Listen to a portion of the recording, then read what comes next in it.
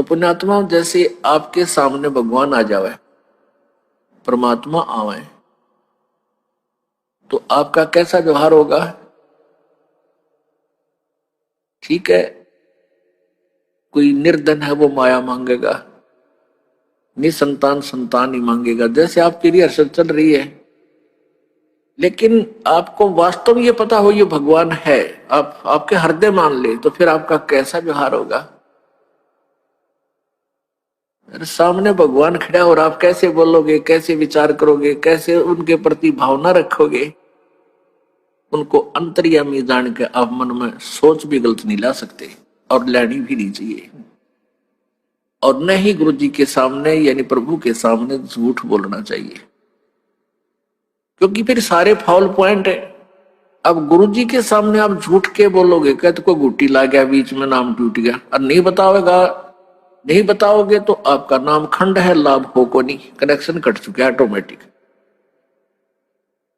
तो यह झूठ बोल के भी के आपने फिर फायदा हुआ, लाभ हुआ? हानि हुई, बल्कि लाभ नहीं हुआ। और भी कोई माता धोखा को कोई और किसी भी कारण से नाम खंड हो जाता है, तुरंत बताना चाहिए। ठीक है, ये दास क्या करेगा, थोड़ा बहुत धमकावेगा, करड़ा करूंगा, भाई गलती है, खबरदार, जैसे आपने नियम भंग किए हैं, तो आपका नाम फिर शुद्ध कर दिया जाएगा, री उपदेश दिया जाएगा, नहीं तो आपका कामयाबी नहीं मिलेगी आपको। लेकिन बार बार यह हैबिचुअल नहीं होना चाहिए, अगले नाम तो मैं ले जाएगा। इसका कोई समय होता है, इसकी लिमिट होती है, कितनी बार किन परिस्थितियों में आपने से खंड हुआ, फिर वो नाम आप चाहे 20 बार दे दियो, काम करना बंद कर देगा। तो इसलिए हमने बहुत डर के, जैसे माता गर्भ को रख यत्न बना और ठेस लगे तो छन हो तेरी, ऐसे भक्ति जा।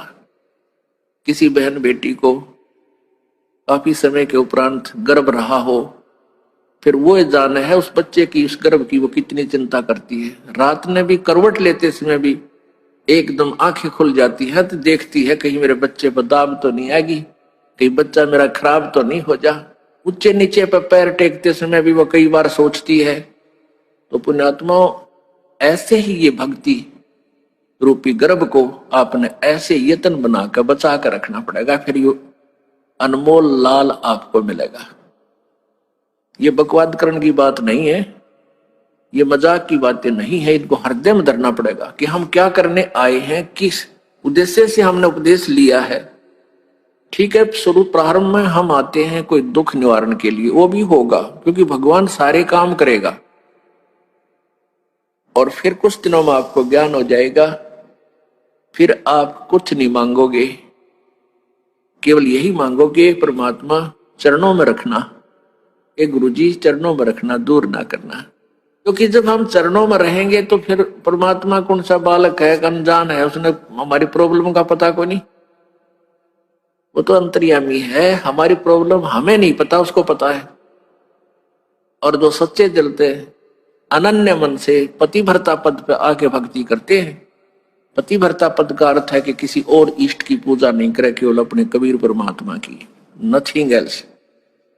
तो ऐसे पतिभरता स्त्री की कहते हैं, जो जब ऐसी मदद करता है परमात्मा, पतिभरता जमीन पर जो जो धरे पाओ और समरस झाड़ू देते हैं, कहीं ना काटा लग जावे।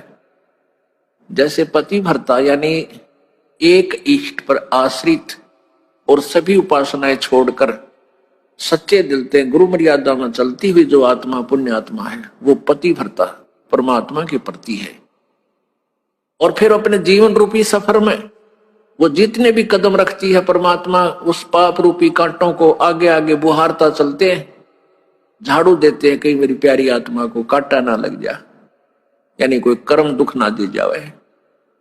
तो पुण्यात्माओं, हमने परमात्मा से इतना लाभ लेने के लिए इस योग्य बनना पड़ेगा, ताकि वो हमारी नो देख केयर टेक करे।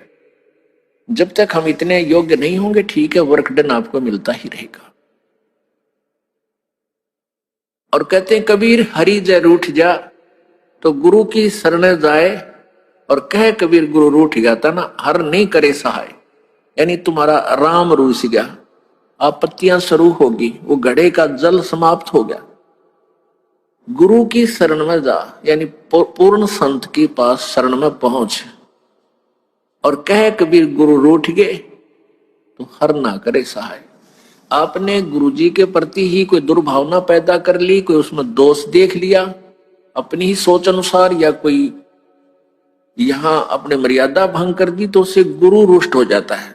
जैसे इस दास को जब पता चलता है कि ये व्यक्ति यहां आ भी रहा है और कहता मैं नाम भी ले रखा है, और ये बीड़ी भी पीवा है, गुट्टी भी लगा जाता है कभी कभी, तो तब मैं रुष्ट होता है, ये दास रुष्ट होता है, दुख होता है मुझे कि कोई फायदा नहीं इसके यहाँ आने का। और दो चार और बिगाड़ेगा कि देखिए भी बीड़ी पीवा है वहां रामपाल का शिष्य होकर के, तो इससे दास गणा दुखी होता है। उस व्यक्ति को चाहिए अपनी गलती स्वीकार करे, दोबारा उपदेश ले ले, शुद्ध करा ले अपने उपदेश को, और भविष्य में नहीं पीवे, अपना कल्याण करवा ले। तो इससे दास दुखी होता है। कोई आन उपासना कर लेता है तो भी दास दुखी होता है कि नहीं, आप पतिव्रता पद पर नहीं रहे, भगवान आपको मदद करेगा नहीं। फिर लाभ क्या होगा यहाँ डरे धक्के खान का? यहाँ आने का कोई लाभ आपको नहीं प्राप्त होगा। आपने यहाँ आए हो तो लाभ प्राप्त करो मालिक का, ऐसा लाभ दे देगा आप सोच भी नहीं सकते। आप चक्कर में पड़ जाओगे, क्या परमात्मा सचमुच ऐसे सुख दिया करता है? सुना करते थे, लेकिन आप यहां देखा करोगे, आप यहां महसूस करोगे।